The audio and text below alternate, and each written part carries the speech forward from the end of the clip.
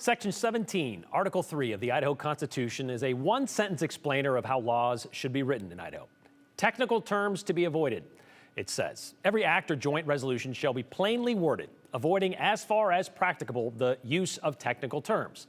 Well, today, a technicality was called into question when it comes to what to call what's in the womb of a pregnant woman. House Bill 400 given a hearing in the House State Affairs Committee this morning. Its intent is to replace the term fetus or fetus and embryo with the term preborn child or child in Idaho's existing code, anywhere it is written. The question before the committee, would this be a practical change, common language, to make Idaho more clear, or would it clear the way for, say, I don't know, legal trouble for a mom being charged with murder for a medically necessary abortion?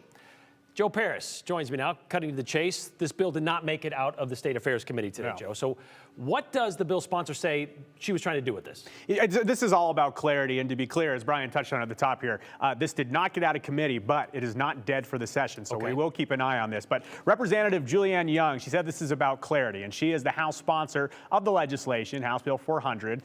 In her statement of purpose, Young says that the proposed change is policy neutral and does not alter existing statutory definitions. But others disagree with that opinion. And there are a few words in the conversation here that we want to touch on: embryo, unborn child, fetus, and preborn child. So under current Idaho law, unborn child or fetus means an individual organism of the species Homo sapiens from fertilization until live birth. Also defined in a different section of Idaho law, fetus and unborn child, each term means an individual organism of the species Homo sapien from fertilization until live birth. And then in portions of Idaho law titled the Freedom of Conscience for Healthcare Professionals, more definitions. This is the only spot where embryo is defined in Idaho law. And according to Idaho law, it means the developing human life from fertilization until the end of the 8th week of gestation. And in this definition, fetus means the developing human life from the start of the 9th week of gestation until birth. So different definitions in different parts of the law. So Representative Young made the point that Idaho law, it has a lot of crossover terms and definitions, and she says this while explaining the why behind her legislation. I'm a word girl. I'm an English nerd. And I think it's really important when we communicate that we use language that everybody understands. And so I think there's been some confusion that when we use the term fetus in state statute, it means fetus in the common medical understanding, which is not the case and is evident when you look at the legal definitions for fetus, which don't align with that terminology. So I just think it's good to clear that up and use language that's clear.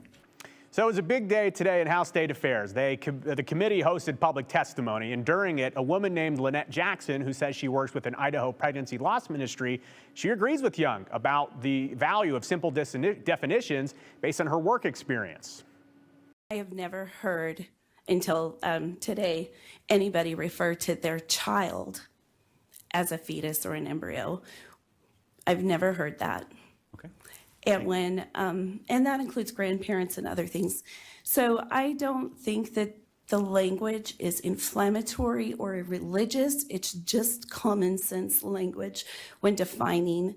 So we know what a child is, and then we know what preborn and unborn mean. And when we put those together, we have a very simple, complete definition.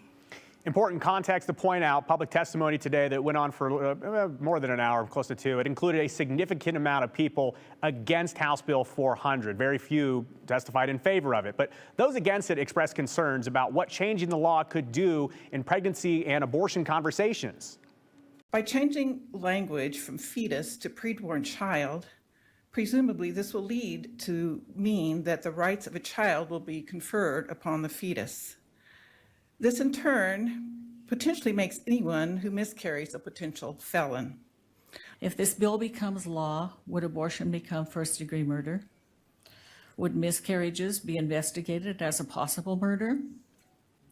Would a woman be prosecuted for fetal harm if she takes drugs or smokes during pregnancy, or if she fails to eat a healthy diet? Even more complicated, fertilized eggs in a laboratory might be considered preborn children. Any facility that stores embryos for later implantation could potentially be open to wrongful death suits if the embryo does not survive. So a lot to consider, Brian, and I do want to say A lot of good questions. A lot of good questions. And another doctor, actually, at the very end of testimony, we didn't have time to show her full testimony. She brought in basically 9 pictures of development of an embryo and said, look, I'm not here to argue for either side. I'm here to answer questions. But again, another big question out there that was talked about was in vitro fertilization. People concerned that if embryos defined a certain way, if preborn child's defined a certain way, you heard the concerns there. So we know that the bill is being held for now, but a chance it comes back after the testimony. In a different form altogether. We'll see how that testimony goes. All right, thank you very much.